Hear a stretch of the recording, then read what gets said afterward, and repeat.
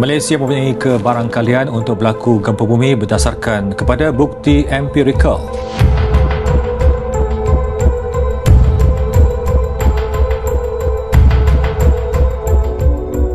Bismillahirrahmanirrahim. Assalamualaikum warahmatullahi wabarakatuh.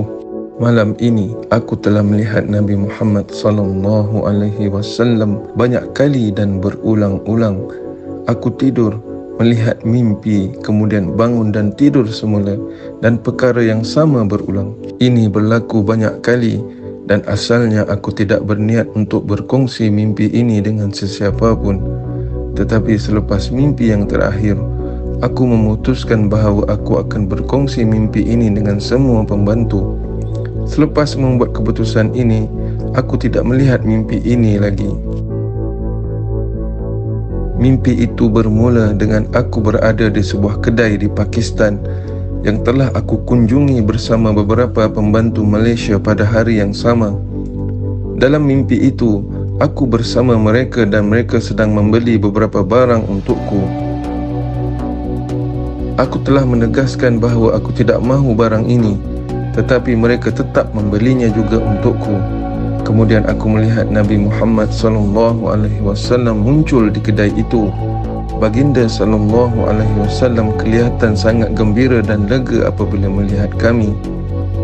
Baginda sallallahu alaihi wasallam mendekati salah seorang pembantu Malaysia dan berkata kepadanya dalam bahasa Inggeris, "Sepatutnya kamu membantu Qasim seperti ini."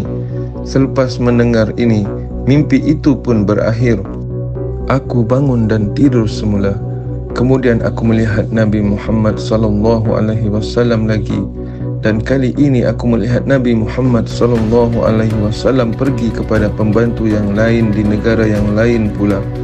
Sebahagian daripada orang-orang itu sibuk dengan kerja mereka sendiri, dan Nabi Muhammad sallallahu alaihi wasallam memberitahu kepada mereka, "Sepatutnya kamu menolong Qasim dahulu."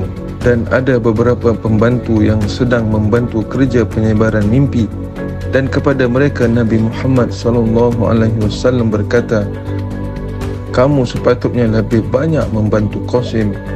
Aku terbangun lagi dan tidur semula, dan mimpi itu berulang dengan orang yang berbeza, tetapi mesej yang sama dari Nabi Muhammad sallallahu alaihi wasallam. Tetapi setiap kali bermimpi, Nabi Muhammad sallallahu alaihi wasallam bersama pembantu yang berbeza di bahagian yang berlainan di seluruh dunia. Dan aku percaya aku melihat hampir semua pembantu di semua negara.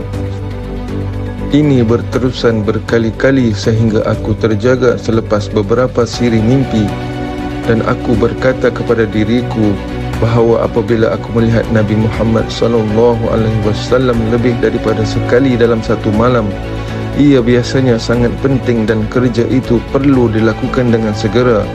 Dan aku telah melihat Nabi Muhammad sallallahu alaihi wasallam berkali-kali pada malam ini. Aku tidur semula, dan kali ini aku melihat ada gempa bumi yang besar berlaku di Malaysia. Dan pembantu Malaysia yang sama yang bersamaku sebelum ini mula membantu mereka yang terkesan oleh gempa bumi. Aku melihat bangunan-bangunan runtuh dan orang terperangkap dalam runtuhan, dan pembantu Malaysia ini sedang membantu mereka. Kemudian aku melihat Nabi Muhammad sallallahu alaihi wasallam sekali lagi bercakap dengan pembantu Malaysia itu.